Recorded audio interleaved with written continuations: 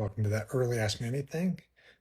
Tonight I'm going to be going to a forest bathing class at the Missouri Botanical Garden, Shinrin-yoku in Japanese. So forest bathing is the practice of going out into nature, not for any particular exercise, but to go basically rebalance your nervous system. That's the main benefit, is it helps with your autonomic nervous system being reset. So we had a absolute downpour this morning, but now we have some great weather, so looking forward to it. I'll let you guys know next week what I learned, but forest bathing is an outstanding activity if you get time to go do it. So we'll answer the questions that were submitted today. If you have some comments that you want to drop, I'll answer those as well. So jump right into it. First question of today: how significant is circadian quantum biology to cardiovascular health? Extremely important. Pharmaceuticals, nutraceuticals are, part of the equation, but it really comes down to how well your mitochondria work, and they're under significant circadian control. So highly important to cardiovascular health. There's clocks in the myocardium, and their circadian risk for, cardiac events, typically earlier in the morning. Optimal time for blood pressure is overnight to drip at least 10 to 15%.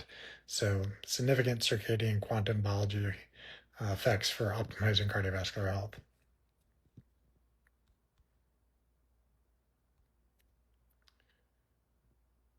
Somebody says that they have high cholesterol. The lipid protein panel test recommended. What else?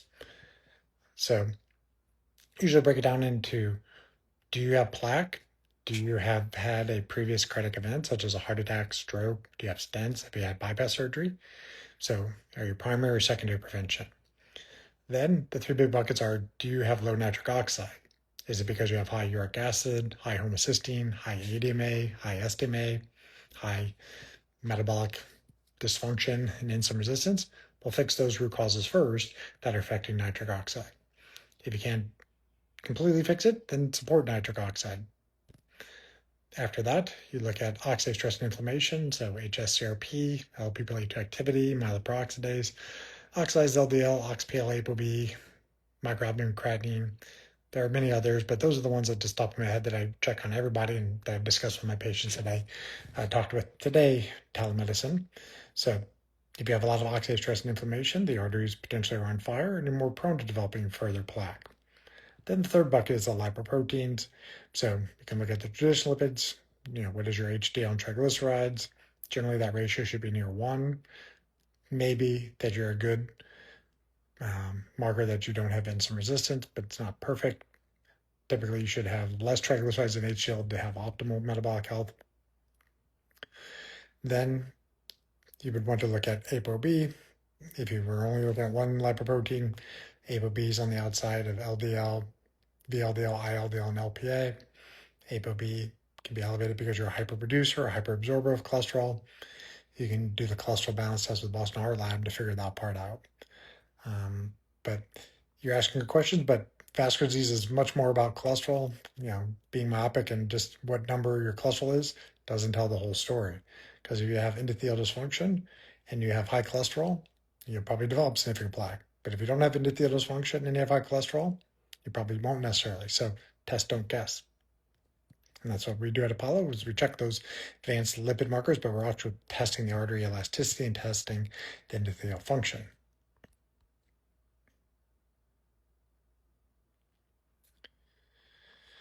Question: is there a difference with a CAC score going on statin versus going up while not on a statin? So a CAC score is the CT coronary calcium score.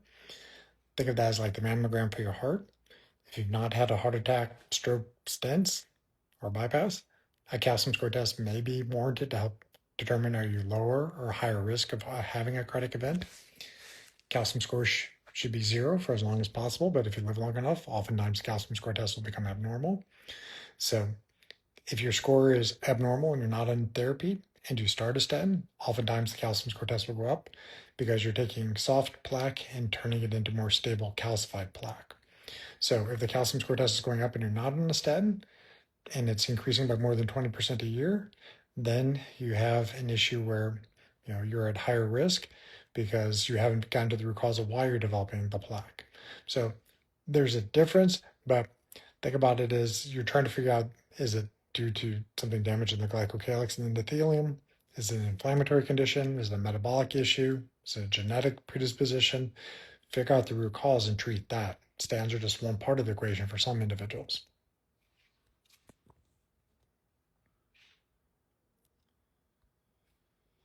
And I think the person who said, question where, I think this was related to where I was going to do the forest bathing class. It's at the Missouri Botanical Garden.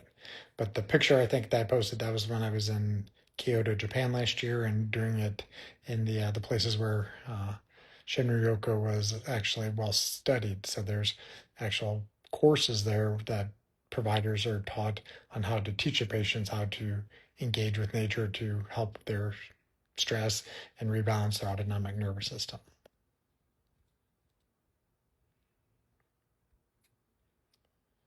And then a question about Jack Cruz says, because of magnetic declination, cardiac and other diseases are rising. What are my thoughts? I've heard Dr. Cruz mention this. Is this true? I don't know. In my personal practice, I've not seen increasing cardiovascular disease in the past few years because of this. Is it possible? Anything's possible.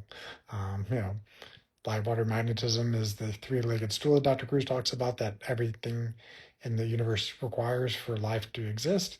And if the magnetic fields are becoming abnormal, that can affect mitochondrial function. So possible, your heart is, full of mitochondria. That's reported that up to like 1/3 of a myocyte is full of mitochondria. So you have a couple thousand mitochondria per heart cell. So if the magnetic fields are changing, that definitely can impact the cardiac health.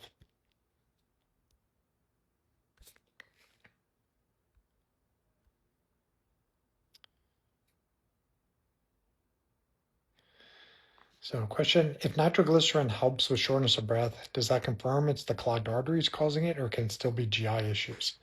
Good point. It could still be GI. Nitric oxide can help with esophageal spasms as well. So just taking nitroglycerin and chest discomfort or shortness of breath goes away doesn't automatically mean that it was heart, but this is something where, typically what preceded the symptoms. If the shortness of breath is with exertion, more likely it's cardiac than not. If it's at rest, it could be, heart rhythm issues. It could be some underlying pulmonary condition.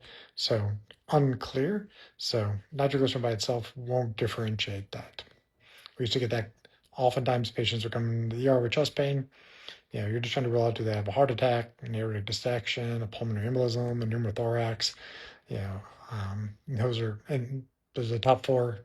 I know I'm missing one. I'll remember in a minute, but there's like 4 or 5 things that could kill you in very short order, and that's what you're trying to rule out. Sometimes people will get a GI cocktail, have like lidocaine in it and an acid blocker, and their symptoms go away. Likely it's more esophageal in that case, not cardiac, but you still want to do some confirmatory testing like an EKG, probably a chest x-ray. You may or may not do blood work, and then just a very good history. And it's the pretest probability, 70-year-old smoker with uncontrolled blood pressure and diabetes, it's more likely their heart. 25-year-old woman, no risk factors, probably more likely GI.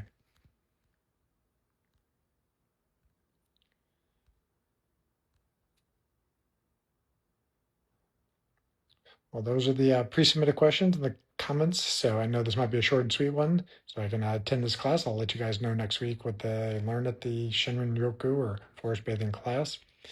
If you're looking for longer form Ask Me Anythings, I do those at least once a month in my school community.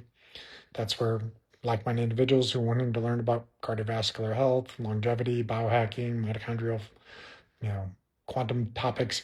That's where I kind of talk about that in more depth. I have courses there. I have